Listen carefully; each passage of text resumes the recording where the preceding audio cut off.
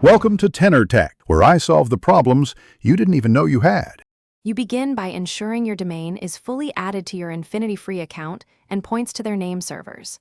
Once that's done, decide whether you'll use Infinityfree's free SSL option or install a custom certificate.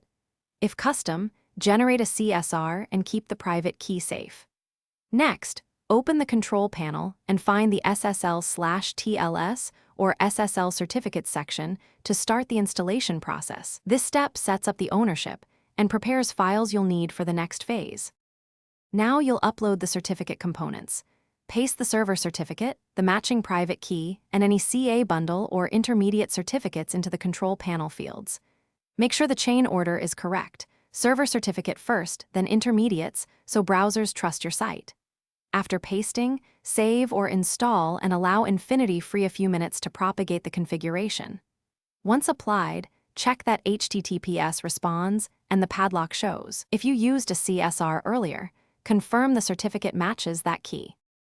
Finish by verifying HTTPS across browsers and using an SSL checker to confirm the certificate chain and expiration. Once confirmed, make sure traffic is redirected to HTTPS Add Ssl. htaccess redirect or enable a proxy like Cloudflare with the correct mode. If you encounter certificate name mismatch, insecure content, or chain errors, re-upload the right key and cert pair, confirm the certificate was issued for your exact domain, and wait for DNS propagation. One key troubleshooting tip: mismatched private key and certificate causes failures. Regenerate and reinstall both together. Thanks for watching. Subscribe to keep your life in tune.